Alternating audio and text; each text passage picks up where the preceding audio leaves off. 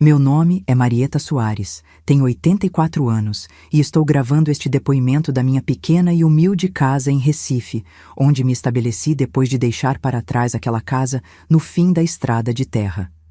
Não é fácil falar sobre o que aconteceu lá. Sobre o que minha mãe fazia comigo nas sombras daquela casa, me batia e me abusava sem eu fazer mal nenhum a ela, ou sobre o que meu pai fez com minha mãe numa noite de chuva quando eu tinha apenas 14 anos.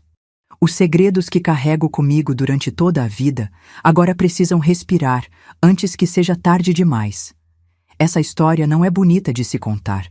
Tem dor, tem sangue, tem um corpo que nunca foi encontrado e um amor paterno que atravessou fronteiras assustadoras para me proteger. Vocês vão ouvir sobre uma menina que cresceu entre o medo e o silêncio, sobre uma mãe que desapareceu numa noite de tempestade e sobre um pai que carregou um segredo terrível até o túmulo. Vão conhecer o peso das palavras não ditas e como elas moldaram cada decisão da minha vida. Mas, acima de tudo, esta é uma história sobre quebrar ciclos, sobre encontrar luz onde só havia sombras, e sobre a coragem de finalmente dar voz ao que ficou enterrado por décadas. Eu não quero morrer calada, e depois de assistirem a esta história, vocês entenderão por quê. Antes de eu começar essa lembrança, me diz uma coisa, meu filho. De onde é que você está ouvindo essa velha aqui? É da correria da capital, onde tudo anda depressa e ninguém tem tempo nem para si? Ou é de um cantinho mais sossegado, onde ainda dá para ouvir o som do rádio na janela e sentir o cheiro do café passado na hora? Me conta aí nos comentários, que eu quero saber com quem é que estou conversando.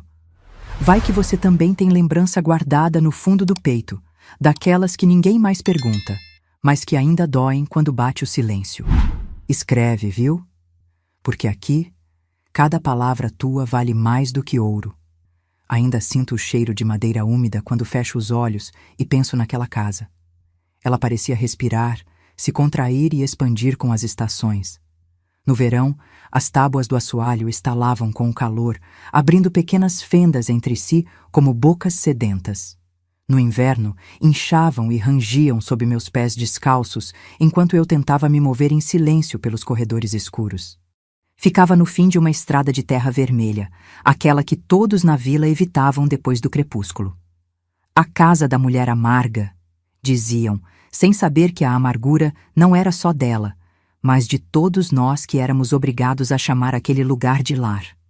3 degraus de madeira levavam à varanda estreita, onde um banco velho permanecia vazio a maior parte do tempo.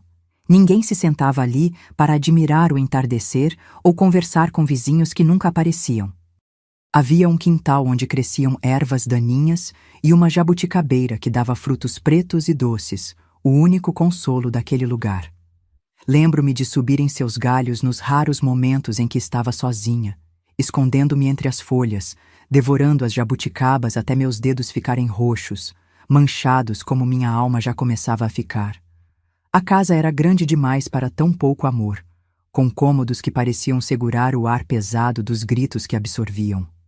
As paredes, pintadas de um amarelo que com o tempo ganhou tons de ocre, testemunhavam silenciosamente tudo o que acontecia ali dentro. O teto alto abrigava aranhas e seus casulos, teias que eu observava da minha cama quando não conseguia dormir, imaginando como seria ter a liberdade de construir meu próprio caminho, minha própria teia de escape. A vida naquela casa era como uma sequência de dias cinzentos que se arrastavam interminavelmente. Acordava antes do sol, com o coração acelerado, como um animal que aprende a antecipar o perigo. Minha mãe já estaria na cozinha, o som da faca contra a tábua de cortar ecoando pelas paredes. Um ritmo constante que, para mim, soava como uma contagem regressiva para o primeiro grito do dia.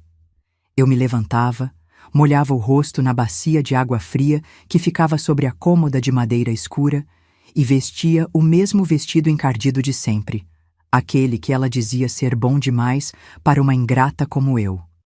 Não havia espelho no meu quarto. Minha mãe os quebrava com frequência em seus acessos de raiva. Então, eu nunca sabia exatamente como estava meu cabelo ou se havia marcas visíveis em meu rosto depois das noites ruins.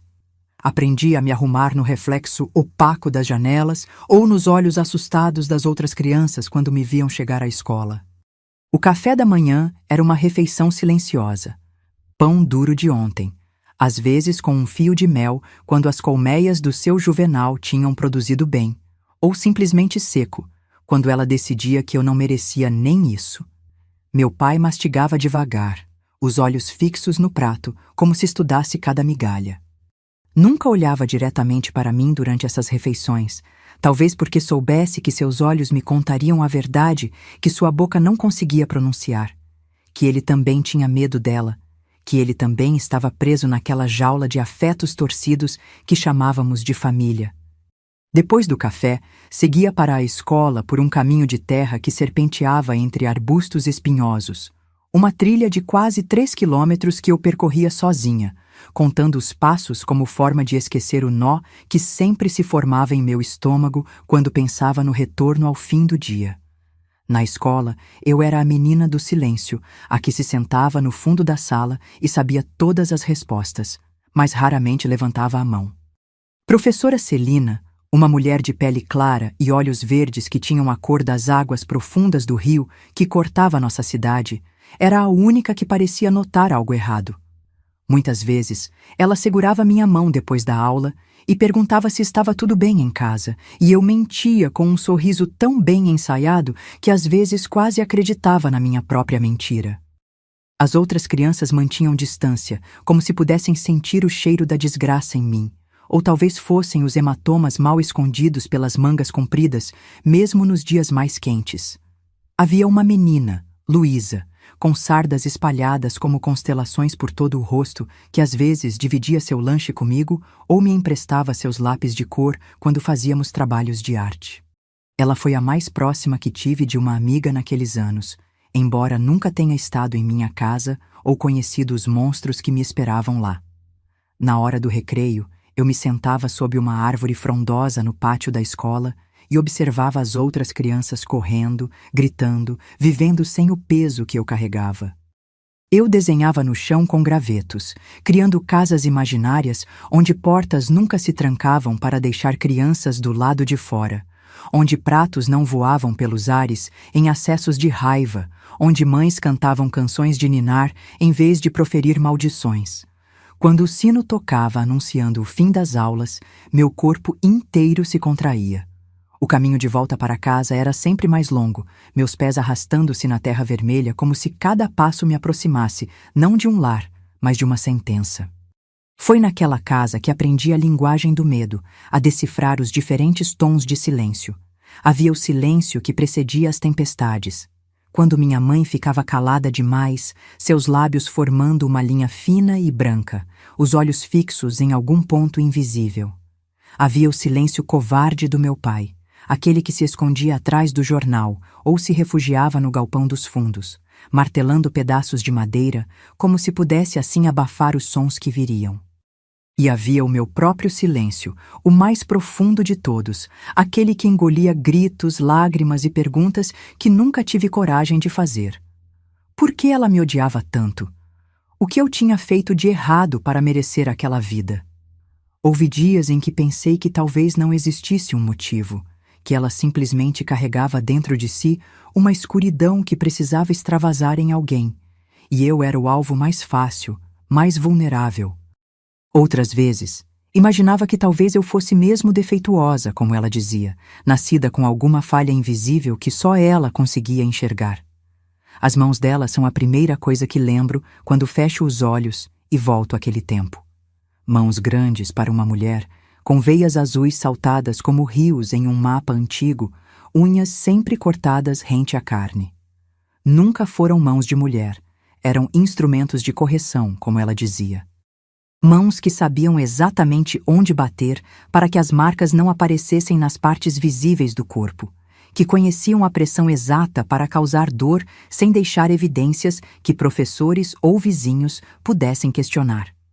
Havia uma arte sombria em sua violência. A vara molhada que deixava vergões finos, a colher de pau que estourava vasos sob a pele, deixando manchas roxas que demoravam semanas para desaparecer. O chinelo era para as faltas leves, Uma louça quebrada, um dever de casa esquecido, o cinto reservado para o que ela chamava de pecados da alma, como quando me pegou sorrindo para o filho do padeiro, ou quando encontrou o caderninho onde eu escrevia pequenos segredos, sonhos de fuga que nunca tive coragem de realizar. Ainda sinto o gosto metálico do sangue na boca quando me lembro das vezes em que sua mão aberta acertava meu rosto com força suficiente para me fazer cambalear. Não era apenas a dor física que doía, era o olhar dela enquanto batia. Aqueles olhos castanhos que não demonstravam raiva, mas um vazio frio, como se estivesse apenas cumprindo uma tarefa desagradável, porém necessária. As palavras vinham junto com os golpes, numa cadência que parecia ensaiada. Você nunca vai ser nada. Nasceu errada. Devia ter morrido no meu ventre.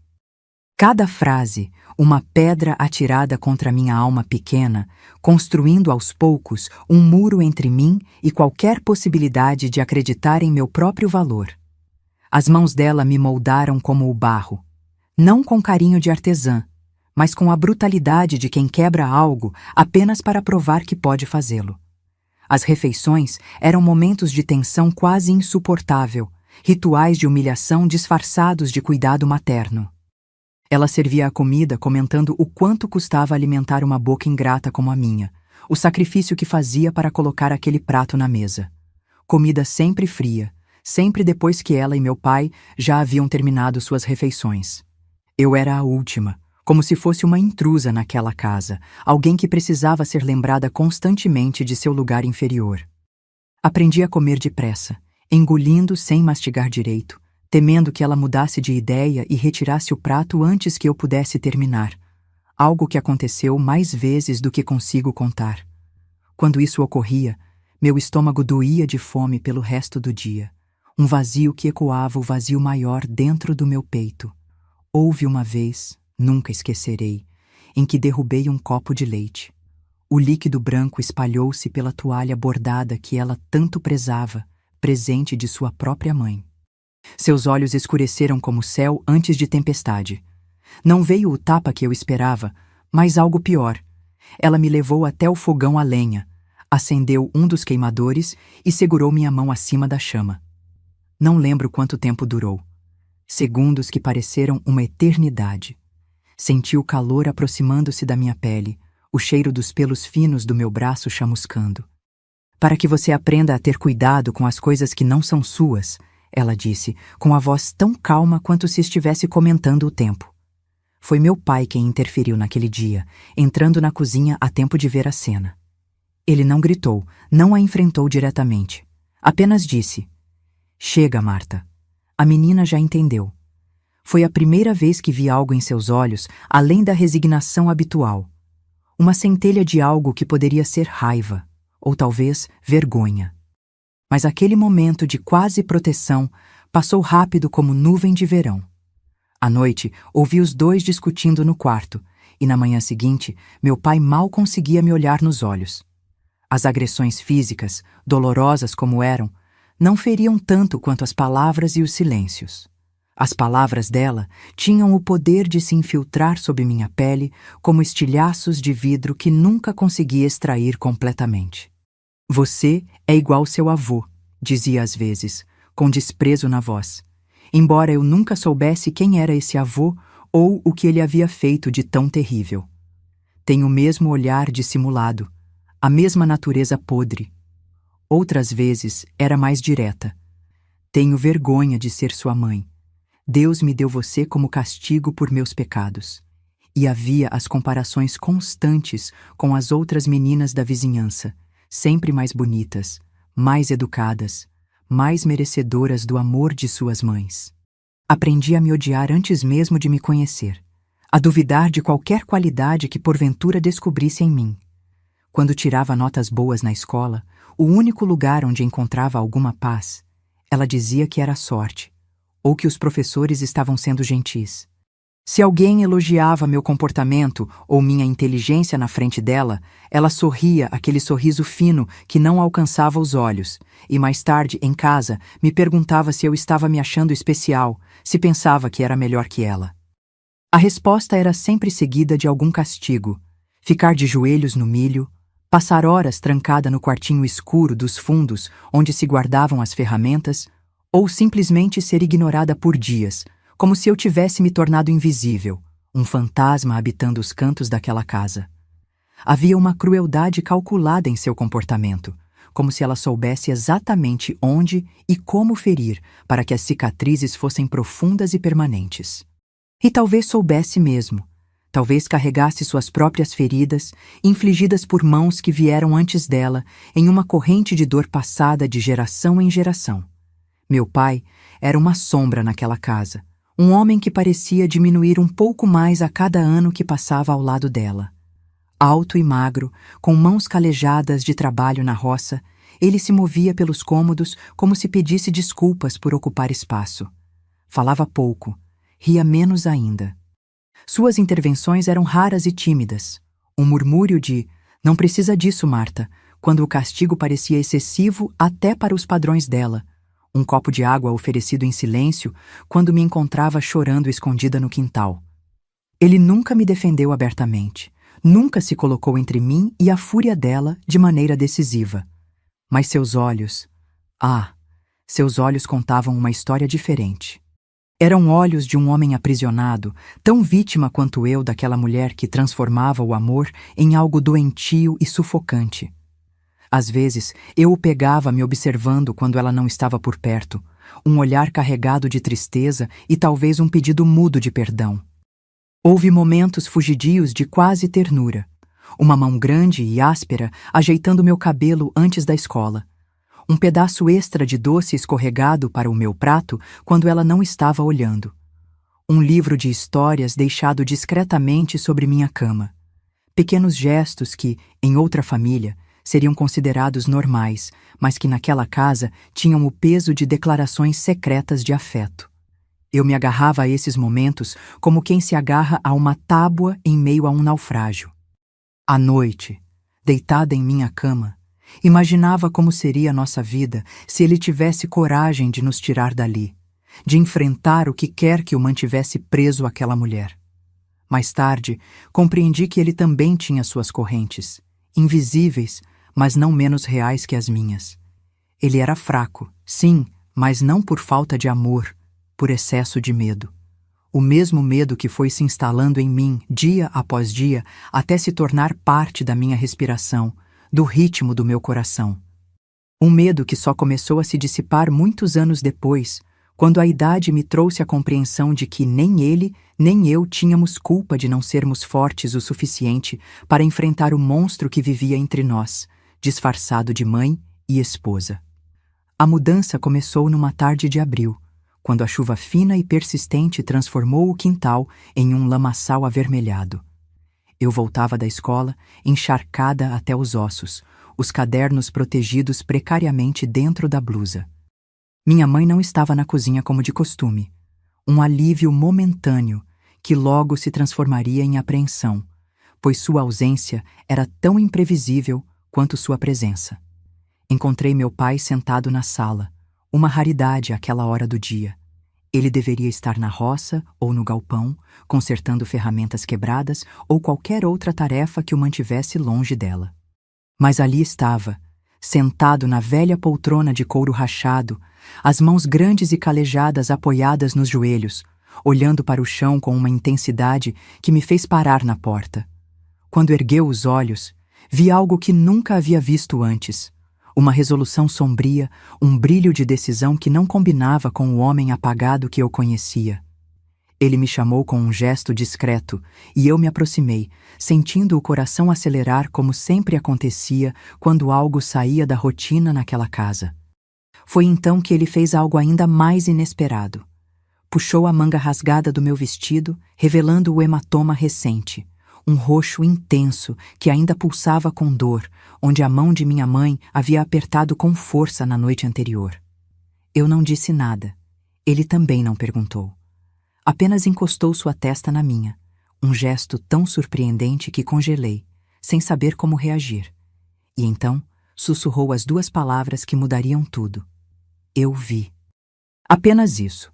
Duas palavras simples pronunciadas, com uma gravidade que as transformou em uma promessa, ou talvez em uma confissão. Eu vi, como se finalmente admitisse que havia testemunhado cada sofrimento, cada abuso, cada lágrima silenciosa que eu derramara naquela casa. Como se, ao dizer aquilo, algo se quebrasse dentro dele. O muro invisível que havia construído para separar o que sabia do que estava disposto a admitir. A partir daquele dia, percebi pequenas mudanças no comportamento do meu pai. Nada dramático ou óbvio o suficiente para despertar suspeitas em minha mãe, mas evidentes para mim que o observava com a atenção desesperada de quem busca um aliado. Ele começou a aparecer mais vezes quando ela estava prestes a me castigar, não para impedi-la diretamente, mas para criar distrações. Um barulho no quintal, uma pergunta sobre algo da roça, um problema com o telhado que precisava ser resolvido imediatamente. Às vezes funcionava, desviando a fúria dela para outra direção. Outras vezes, apenas adiava o inevitável. Mas havia algo reconfortante em saber que ele estava tentando, mesmo que de forma desajeitada e insuficiente. À noite, quando todos deveriam estar dormindo, ele às vezes deslizava um pedaço de papel por baixo da minha porta. Pequenos desenhos toscos de pássaros voando ou da jabuticabeira do quintal, raramente palavras escritas, pois ele mal sabia ler e escrever. Eu guardava esses papéis dobrados dentro do colchão, junto com as poucas coisas que considerava realmente minhas.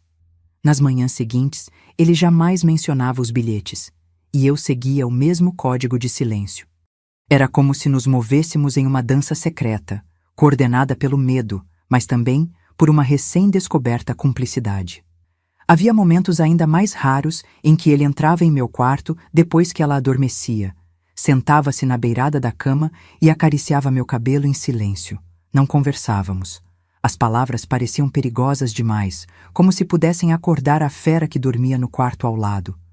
Nesses momentos, eu sentia o peso de sua mão grande e calejada sobre minha cabeça, tão diferente do toque violento ao qual estava acostumada, e tentava não chorar para não quebrar o encanto daquele breve instante de quase normalidade. Era tão pouco, mas para mim que nunca tivera nada, era como um tesouro precioso que eu guardava dentro do peito para os dias mais escuros. O comportamento da minha mãe também começou a mudar, mas de uma forma que me deixava ainda mais assustada. Sua crueldade ganhou um novo aspecto calculado, como se ela pressentisse algo no ar e estivesse se preparando para um confronto. Os castigos tornaram-se mais espaçados, porém mais intensos quando aconteciam. Ela passou a me observar com uma desconfiança aguda, como se suspeitasse que eu guardava segredos. Talvez guardasse mesmo. Certa vez, enquanto eu varria o chão da sala, ela entrou silenciosamente e parou atrás de mim. Senti sua presença antes mesmo de vê-la. O ar sempre parecia mais pesado quando ela estava por perto. O que você e seu pai tanto cochicham pelos cantos? Foi a primeira vez que ela verbalizou suas suspeitas, e o tom gélido de sua voz fez meu sangue gelar. Não cochichamos nada, respondi, mantendo os olhos fixos no chão para que ela não visse o medo estampado em meu rosto. Ela agarrou meu queixo com força, obrigando-me a encará-la. Seus olhos, normalmente vazios, agora brilhavam com algo próximo ao ódio. Eu vejo como ele olha para você agora. Acha que não percebo? Se estão tramando algo contra mim? Ela não completou a frase, mas a ameaça ficou suspensa no ar como uma nuvem carregada. Depois disso, passou a nos vigiar ainda mais, aparecendo de repente em cômodos onde estávamos, abrindo portas sem aviso, ouvindo atrás das paredes. À noite, as discussões entre eles aumentaram. Não conseguia distinguir as palavras, mas o tom era cada vez mais tenso, as vozes cada vez mais altas. Ele nunca havia enfrentado ela antes, pelo menos não que eu soubesse. Algo estava mudando. O delicado equilíbrio de poder que existia naquela casa estava se deslocando, e eu temia as consequências. Meu pai parecia diferente também, mais resoluto, como se tivesse tomado uma decisão e estivesse apenas esperando o momento certo para agir. Às vezes, eu o flagrava olhando para minha mãe com uma expressão que nunca havia visto antes. Não era mais medo ou submissão, mas algo frio, calculista, quase determinado. Então veio aquela noite, a que marcaria para sempre a divisão entre o antes e o depois em minha vida. A chuva caía com força, fustigando o telhado como se quisesse arrancá-lo da casa. Eu estava em meu quarto, encolhida na cama, tentando ler a luz fraca de uma lamparina, quando ouvi o som inconfundível de uma garrafa sendo aberta. Meu pai raramente bebia, apenas em ocasiões especiais ou quando algo o perturbava profundamente. Prendi a respiração, aguçando os ouvidos para captar os sons da casa. Primeiro, o ruído de cadeiras sendo arrastadas na cozinha. Depois, o murmúrio baixo de vozes, ele e ela, discutindo, mas de uma forma diferente da habitual. A voz dele não soava submissa como de costume, mas firme, decidida. As palavras eram indistintas, mas o tom era claro. Ultimato. Ouvi minha mãe responder, primeiro com escárnio, depois com raiva crescente.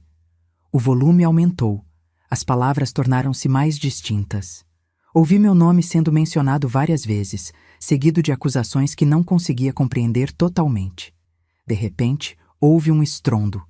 Algo pesado caindo ou sendo atirado contra a parede.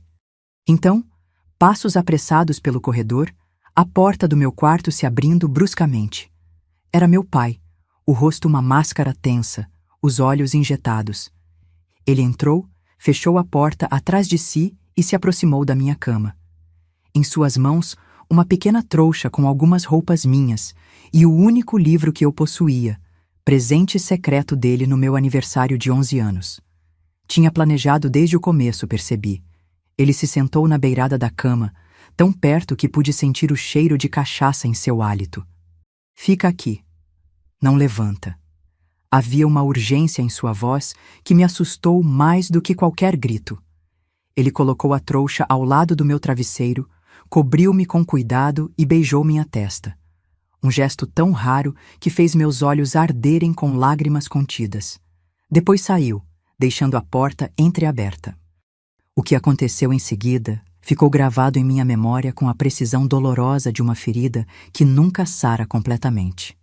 O barulho de louça quebrando, um grito abafado, um baque surdo e depois, o mais aterrorizante de todos os sons, o arrastamento de algo pesado pelo chão da cozinha em direção à porta dos fundos. Fiquei paralisada na cama, o coração batendo tão forte que pensei que fosse explodir no peito. A chuva continuava caindo, impiedosa, como se quisesse lavar não apenas a terra, mas também os pecados daquela noite. Não sei quanto tempo se passou até que meu pai voltou, encharcado, com barro nas botas e nas mãos, e um olhar que eu nunca mais esqueceria. Ele se sentou na beirada da minha cama novamente, as mãos trêmulas. Sua mãe foi embora, disse simplesmente. Foi embora e não vai voltar. Sua mãe foi embora. Ele disse simplesmente. Foi embora com um caminhoneiro que passava por aqui. As palavras soavam ocas, ensaiadas. Tentei encontrar em seu rosto algum sinal que contradissesse aquela história, mas ele desviou o olhar, fixando-o em algum ponto além da janela. Não me lembro de ter sentido tristeza ou medo naquele momento. Apenas um alívio culpado, uma sensação de que algo pesado havia sido removido da minha vida. Levantei-me, lavei o rosto na bacia de água fria que ficava sobre a cômoda e segui para a cozinha. O chão estava limpo, esfregado recentemente. Podia sentir o cheiro de sabão no ar. Não havia nenhum vestígio de quebra-cabeças, nenhum copo ou prato quebrado à vista. Tudo estava no lugar, meticulosamente organizado, como se nada tivesse acontecido ali. E eu, criança que era, acreditei ou fingi acreditar, porque a alternativa era terrível demais para contemplar. Naquela noite, dormimos os dois na sala. Ele na poltrona velha, eu enrolada no sofá, como se nenhum de nós quisesse ficar sozinho com os próprios pensamentos. Pela manhã, quando a chuva finalmente parou, percebi que algo havia mudado para sempre. O ar parecia mais leve, a casa mais silenciosa, não o silêncio opressivo de antes, mas um silêncio diferente, cheio de possibilidades e também de segredos que eu levaria décadas para compreender completamente. Os dias que se seguiram foram estranhos, Um período de ajuste a essa nova realidade onde minha mãe simplesmente não existia mais. Vizinhos apareceram, fofocas circularam pela vila. Eu ouvia os sussurros, via os olhares curiosos quando passava. Havia quem acreditasse na história do caminhoneiro, mulher ingrata, diziam. Abandonar a família assim. Outros pareciam menos convencidos, lançando olhares desconfiados para meu pai quando o encontravam na venda ou na igreja. Mas ninguém fez perguntas diretas, talvez porque, no fundo, todos soubessem como era a vida em nossa casa, talvez porque preferissem não saber a verdade. O delegado da cidade próxima apareceu uma vez, conversou com meu pai na varanda.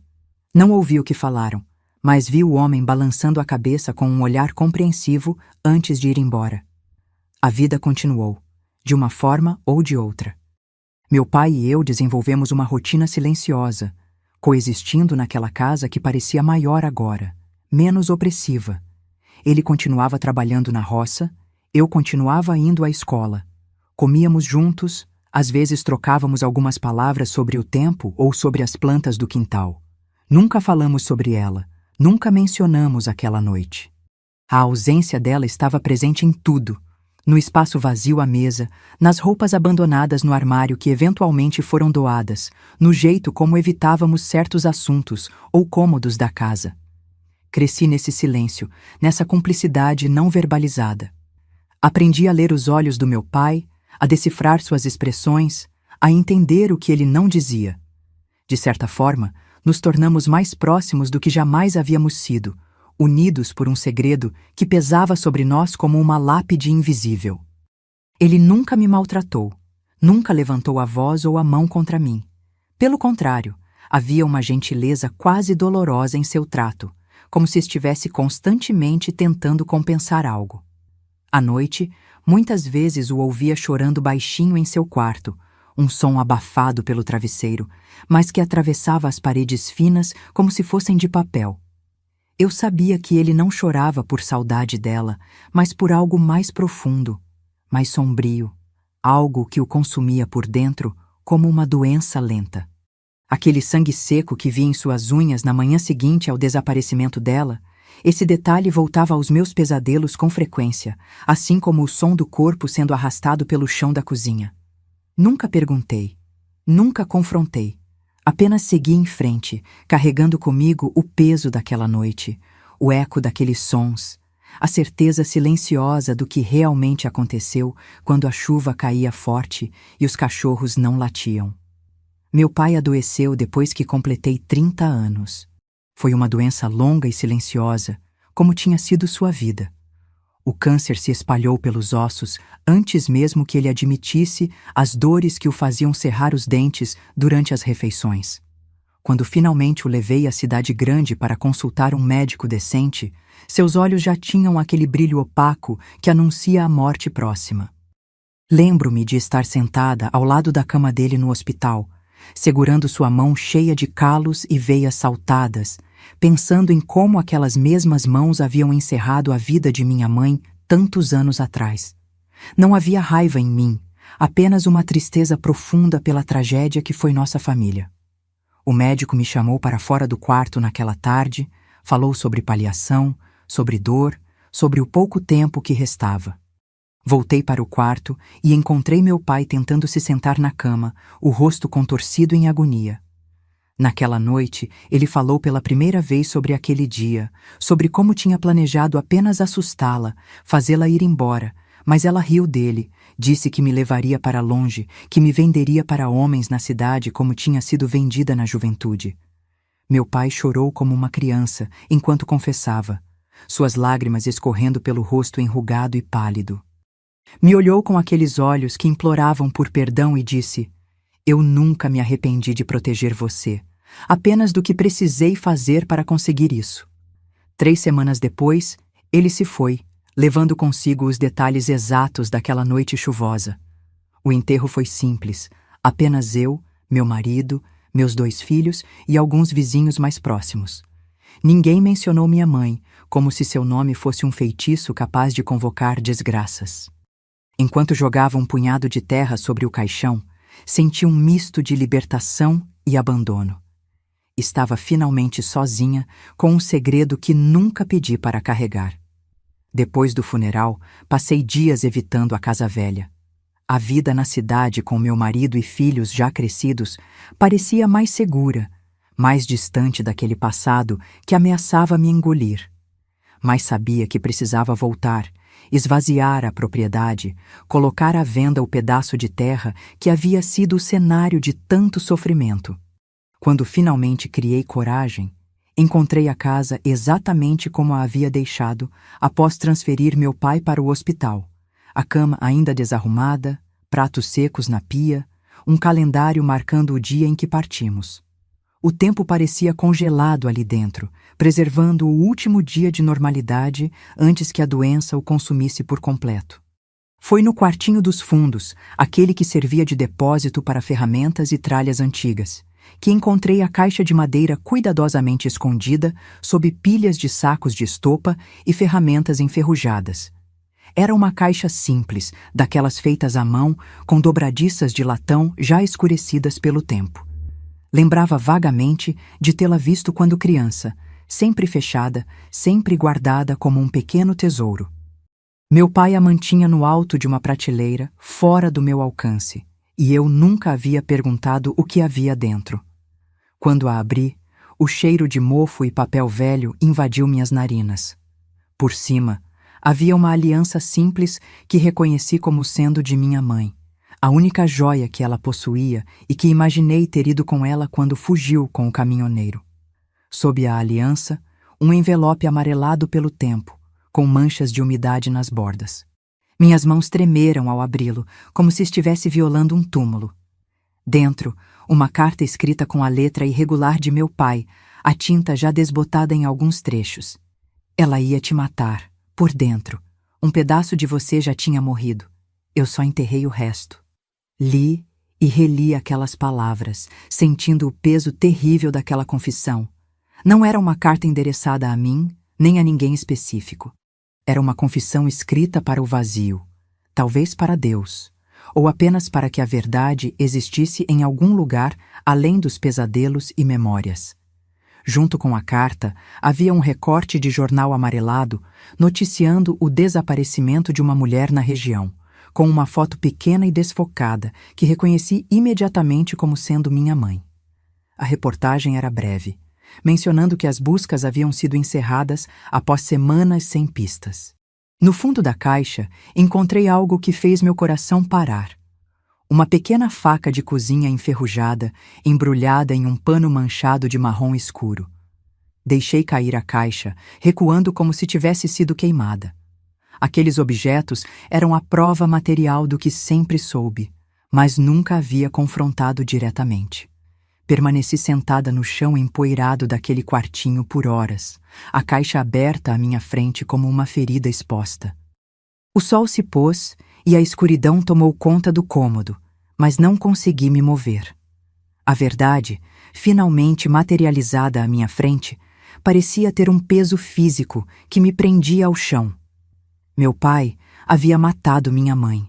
Havia enterrado seu corpo em algum lugar dessa propriedade e havia feito isso para me proteger. Uma parte de mim queria gritar, correr à delegacia, confessar tudo o que sabia e o que suspeitava há décadas. Outra parte, a menina assustada que ainda vivia dentro de mim, queria apenas enterrar novamente aquela caixa, mais fundo desta vez, onde ninguém jamais a encontraria. Quando finalmente me levantei, minhas pernas estavam dormentes e minha decisão tomada. Coloquei tudo de volta na caixa, exceto a carta. Esta dobrei cuidadosamente e guardei na bolsa. Fechei a caixa, a coloquei no mesmo lugar onde a encontrei e saí do quartinho. Na cozinha, parei diante do fogão a lenha onde minha mãe costumava cozinhar, relembrando suas mãos ásperas amassando o pão, as mesmas mãos que me castigavam sem motivo.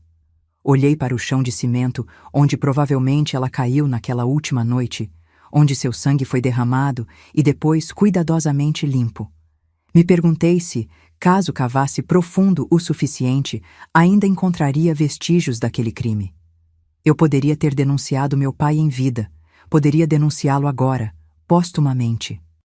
Poderia finalmente dar um túmulo à minha mãe, encerrar o mistério que todos na vila fingiam não existir. Mas que bem faria isso? Que justiça seria feita depois de tanto tempo?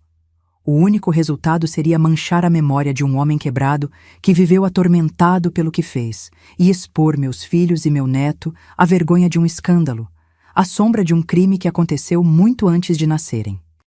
Voltei para a cidade no dia seguinte, levando comigo apenas algumas fotografias antigas e a carta confessional de meu pai. Contratei um corretor para vender a propriedade, com instruções explícitas para que a casa fosse demolida antes da venda, algo que justifiquei falando sobre cupins e problemas estruturais. O verdadeiro motivo, claro, era não querer que ninguém jamais encontrasse o que poderia estar enterrado naquele terreno. Nas semanas seguintes, fui atormentada por pesadelos em que via minha mãe emergindo da terra, coberta de lama, seus olhos acusadores fixos em mim, enquanto ela perguntava por que eu havia permitido que seu assassinato permanecesse impune. Acordava banhada em suor, o coração disparado, incapaz de voltar a dormir. Meu marido notou minha perturbação, mas atribuiu ao luto pelo meu pai. Eu nunca havia compartilhado com ele o segredo que carregava e jamais compartilharia. Esse era um fardo que eu carregaria sozinha até o fim dos meus dias.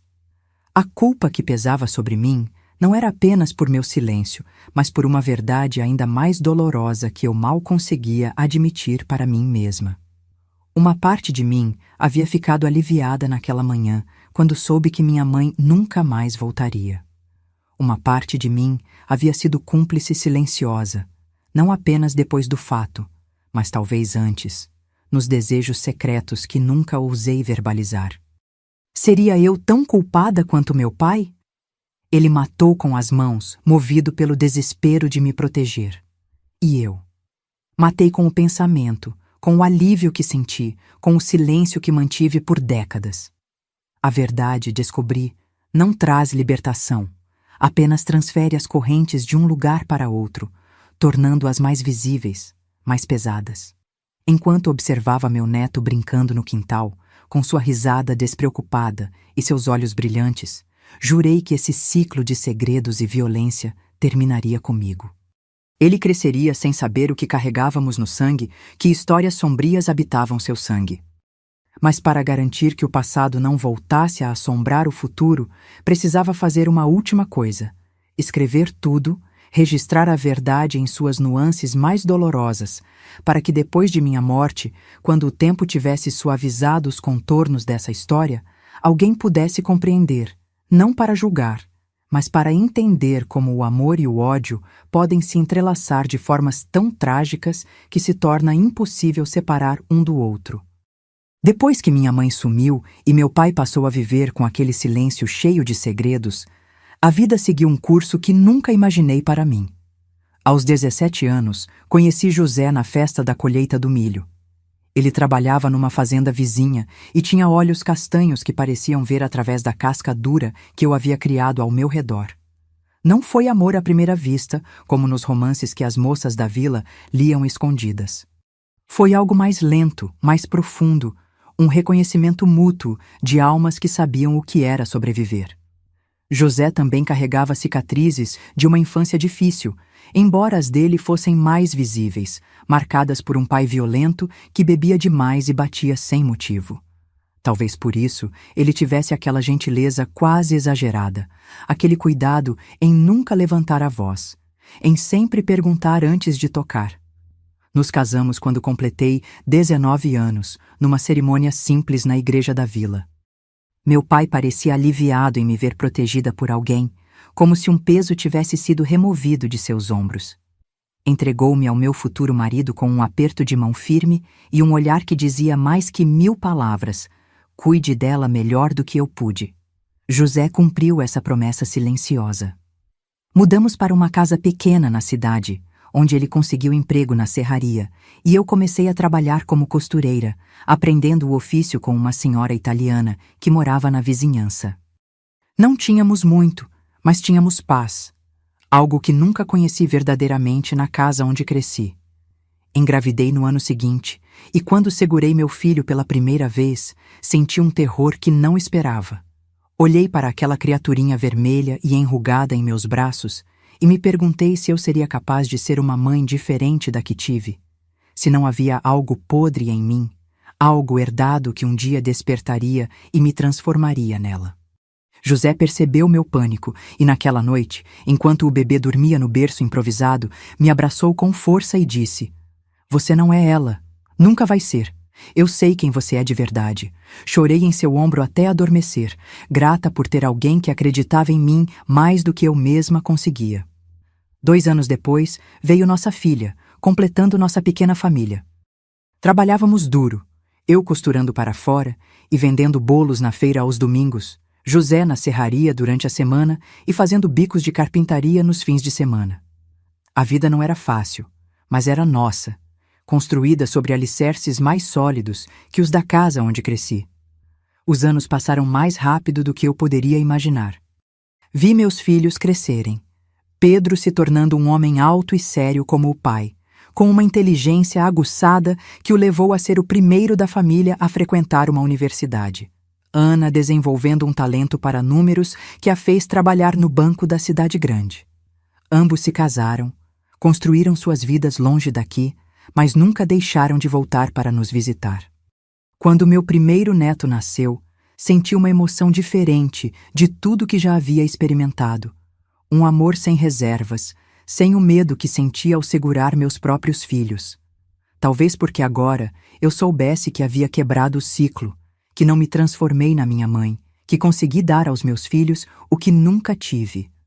Ou talvez porque, ao olhar aquele bebê, não via nenhum traço dela, nenhuma sombra daquele passado que tanto me assombrava.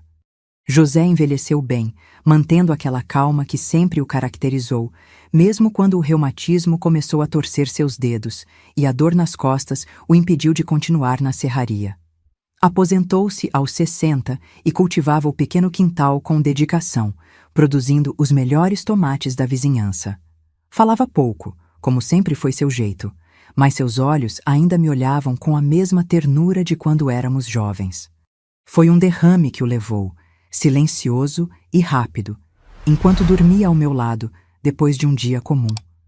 Acordei com o peso morto de seu braço sobre mim e soube, antes mesmo de abrir os olhos, que estava sozinha. O funeral reuniu toda a cidade. José era respeitado por todos, conhecido por sua honestidade e seu trabalho impecável com a madeira. Pedaços dele estavam espalhados por toda parte. No púlpito da igreja, nos móveis da prefeitura, nos berços que fez para quase todos os bebês nascidos nos últimos 30 anos. Enquanto observava seu caixão descer à terra, pensei em como a morte dele seria lamentada abertamente, chorada sem vergonha ou segredo, tão diferente do fim obscuro de minha mãe, cuja ausência foi recebida com alívio e cujo corpo, provavelmente, ainda jazia em algum canto esquecido da propriedade onde cresci. A viuvez chegou como uma estação inesperada, trazendo consigo um silêncio diferente daquele que conheci na infância. Não era um silêncio carregado de medo ou segredos, mas ainda assim pesava. Os dias se arrastavam, cada minuto esticado pela ausência dos passos dele pela casa, do som da sua respiração à noite, do tilintar da colher contra a xícara enquanto tomava café. Meus filhos insistiram para que me mudasse para perto deles, mas recusei. Esta casa guardava memórias demais, boas demais para serem abandonadas.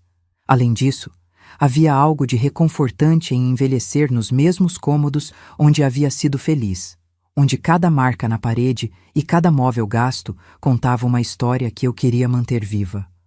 Comecei a sonhar mais frequentemente com minha mãe depois que José se foi. Em meus pesadelos, ela surgia do fundo de um buraco no quintal de minha infância, a pele pálida coberta de terra úmida, os olhos fixos em mim enquanto estendia mãos esqueléticas em minha direção. Acordava ofegante, o coração disparado, a camisa de dormir encharcada de suor. Por vezes, me pegava conversando com José como se ele ainda estivesse ali, contando sobre esses sonhos, sobre o medo que nunca me abandonou completamente.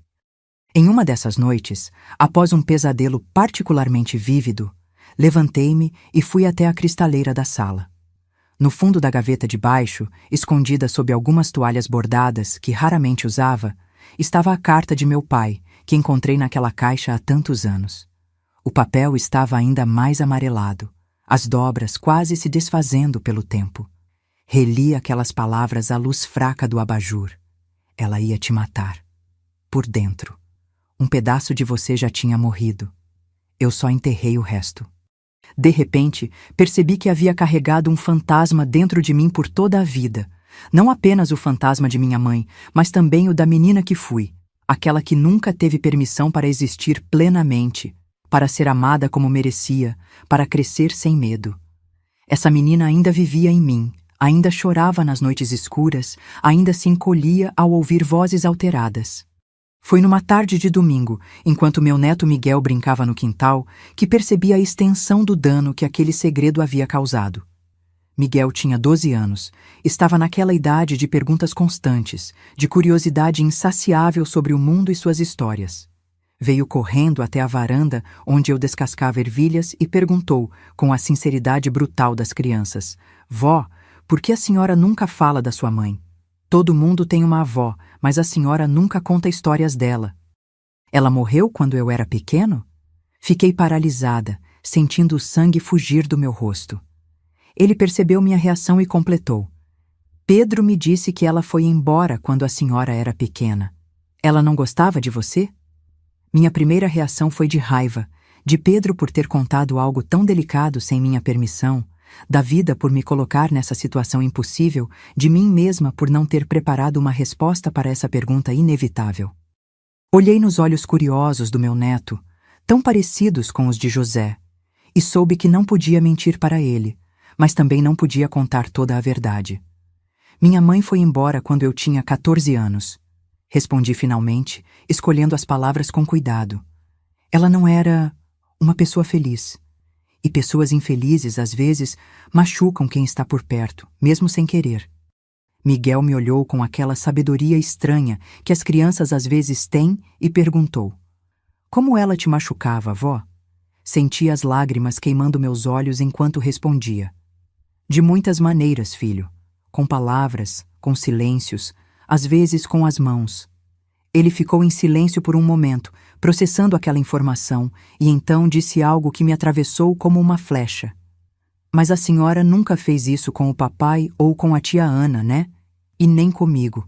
A senhora é diferente dela." Foi nesse momento que entendi o que José tentou me dizer tantos anos atrás. Eu não era minha mãe. Nunca fui. Consegui quebrar o ciclo de violência que poderia ter se perpetuado através de gerações. Enquanto abraçava meu neto, sentindo seu corpo pequeno e quente contra o meu, decidi que era hora de fazer as pazes com meu passado. Não para esquecer ou perdoar, mas para finalmente libertar aquela menina que ainda vivia dentro de mim, aterrorizada e culpada. Naquela noite, comecei a escrever este relato, não como uma confissão ou um pedido de absolvição, mas como um testemunho. Uma história que precisa ser contada não para expor os pecados dos mortos, mas para que os vivos entendam que mesmo nas trevas mais profundas é possível encontrar um caminho para a luz. Escrevo com a certeza de que um dia, quando eu não estiver mais aqui, estas palavras encontrarão seu caminho até meu neto, e ele compreenderá de onde veio a força que viu em mim. Entenderá que não nascemos fortes. Nos tornamos fortes, quebrando ciclos, escolhendo ser diferentes daqueles que nos machucaram. E talvez, apenas talvez, o fantasma que mora em mim finalmente encontre paz. Agora, com os ossos estalando a cada movimento e os olhos embaçando mais a cada manhã, sei que meu tempo neste mundo está se esgotando. O médico tem um nome complicado para o que está acontecendo com meu coração. Algo sobre válvulas que não fecham direito e paredes que estão ficando fracas demais. Mas, no fim, é apenas o desgaste natural de uma máquina que funcionou por tempo demais. Não tenho medo da morte. Talvez porque já vivi com fantasmas por tanto tempo que atravessar para o lado deles não me parece tão assustador.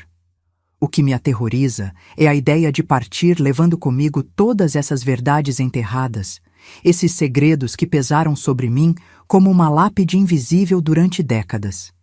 A casa onde moro agora é pequena, mas confortável. Um presente dos meus filhos depois que vendi a casa onde vivi com José. Miguel, meu neto, vem me visitar quase todos os dias depois da escola. Tem 12 anos agora. Está naquela idade curiosa entre menino e homem, com pernas compridas demais para o corpo e perguntas grandes demais para a idade.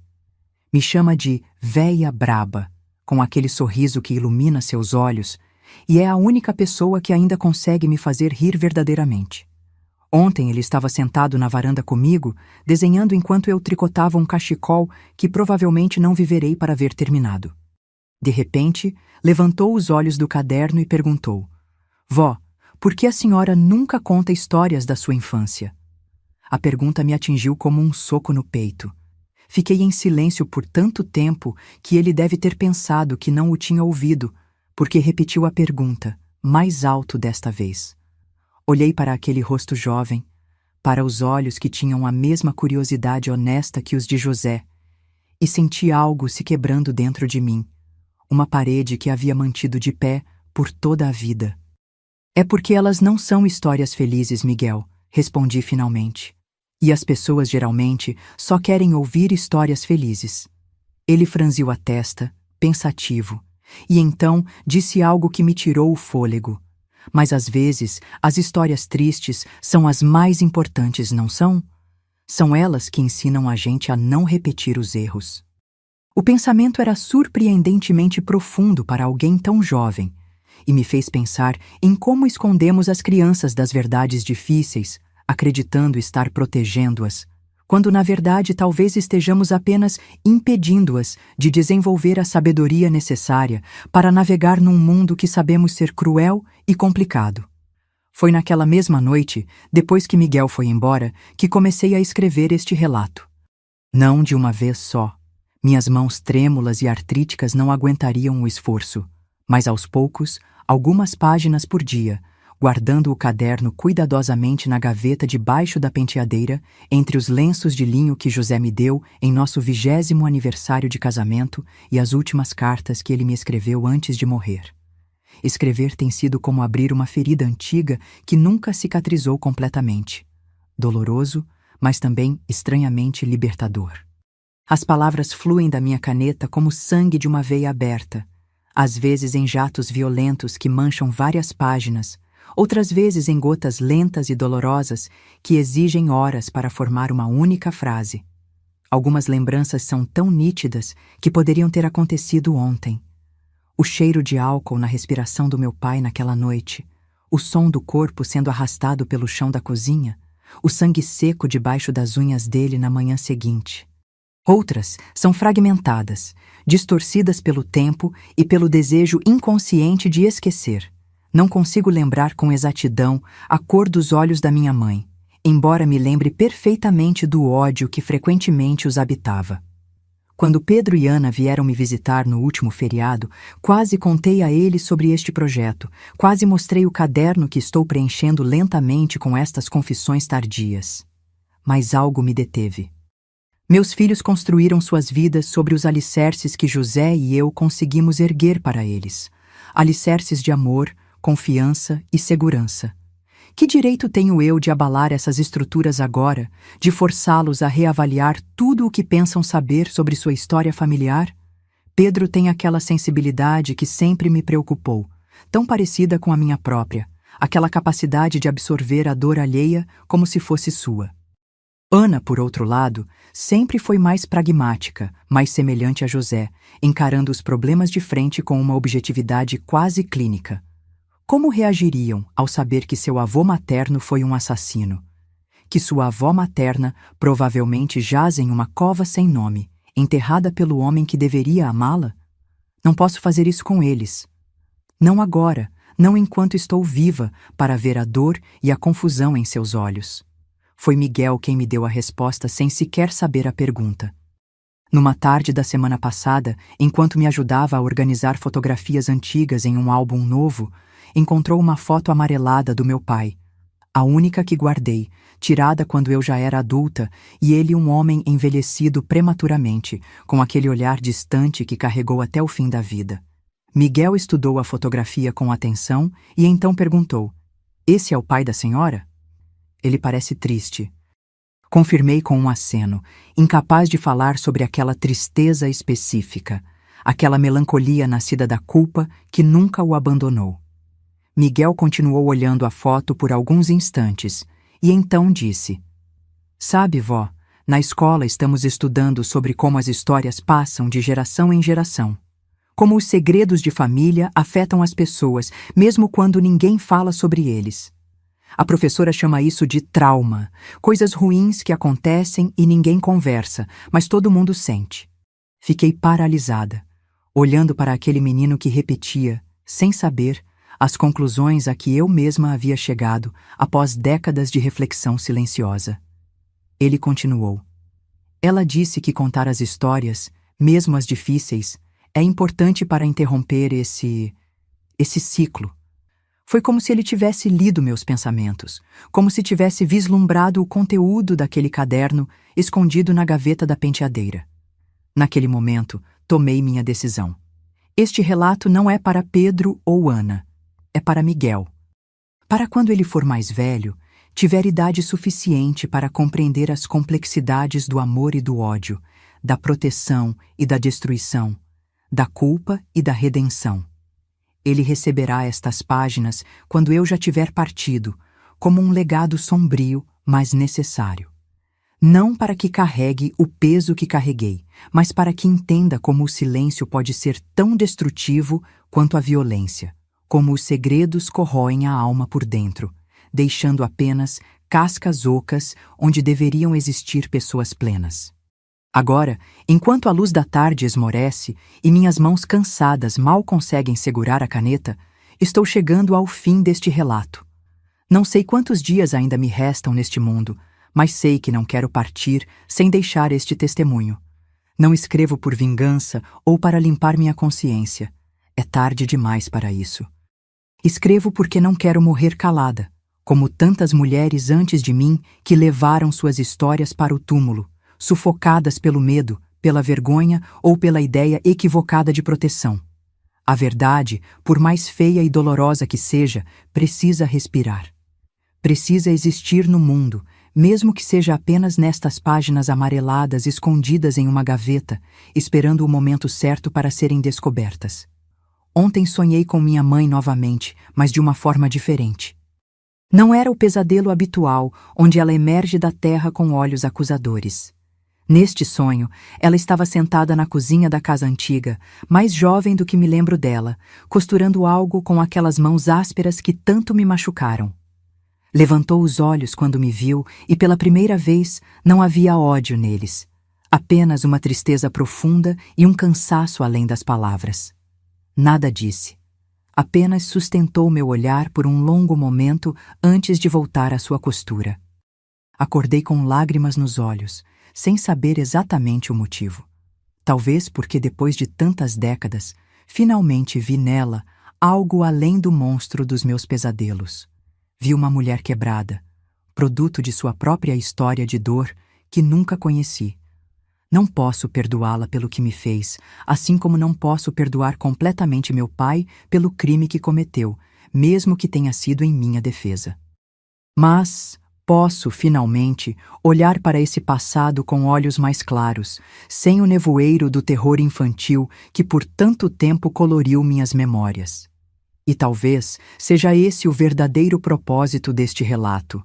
Não apenas para que Miguel compreenda de onde veio, mas para que eu mesma, no crepúsculo da vida, possa finalmente integrar todas essas partes fragmentadas da minha história e morrer, se não em paz, ao menos inteira.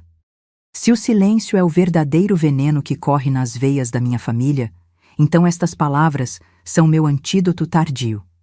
E se Miguel um dia ler estas páginas, espero que entenda que o amor pode coexistir com a dor, que a proteção às vezes toma formas monstruosas e que a única maneira de quebrar verdadeiramente um ciclo de violência é trazendo a verdade à luz, não para julgar, mas para compreender e, finalmente, para curar.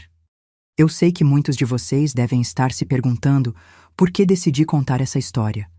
Por que reviver a dor do passado agora, quando os dias são poucos e o corpo já não responde como antes? Mas o que eu aprendi, no fim de tudo, é que a verdade nunca morre. Ela pode ser enterrada, ignorada, silenciada, mas ela sempre encontra uma maneira de voltar à tona. E talvez, meu neto, que ainda não sabe o peso que carrega no coração, talvez ele entenda um dia. Eu escrevo porque o silêncio me foi imposto, mas a última palavra, essa, eu posso escolher.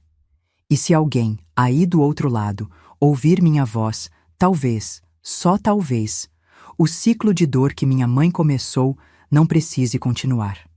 Porque nós, mulheres, que viemos do fundo dos buracos mais escuros, precisamos aprender a ver a luz, mesmo que ela seja tênue.